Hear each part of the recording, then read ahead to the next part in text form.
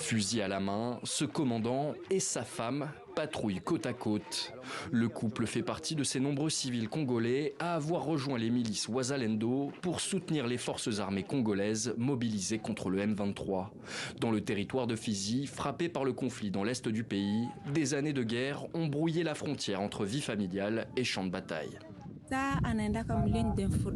Lorsque mon mari part au front, je me sens toujours tranquille, car je fais moi aussi partie de ces soldats. Si je dois prendre les armes, je le fais aussi et je l'accompagne. À toutes les femmes de l'Est du pays, je dis venez nous rejoindre pour lutter pour ce pays et le sauver. Difficile d'estimer le nombre exact de combattants dans les rangs Wazalendo, mais ils seraient des milliers à combattre dans l'est de la RDC. Pour épauler les forces armées congolaises et protéger leur communauté, les milices Wazalendo recrutent autant que possible.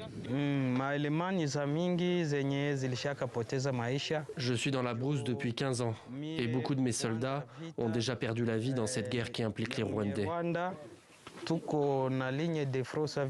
Nous sommes sur 3 fronts, à Pointe Zéro, en ce moment même.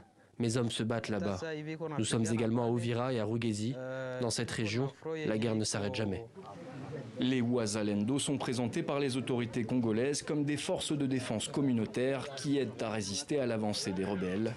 Dans un rapport publié en janvier, un groupe d'experts de l'ONU affirme que certaines milices Wazalendo ont été impliquées dans des exactions contre des civils.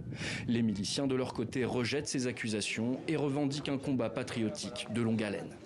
Nous voyons nos compagnons d'armes mourir et d'autres être sauvés par Dieu, mais nous continuons à nous battre jusqu'au bout. Ces dernières semaines, les combats se poursuivent sur plusieurs fronts dans l'est de la RDC, malgré les efforts de médiation déployés par plusieurs acteurs, dont le Qatar et les États-Unis.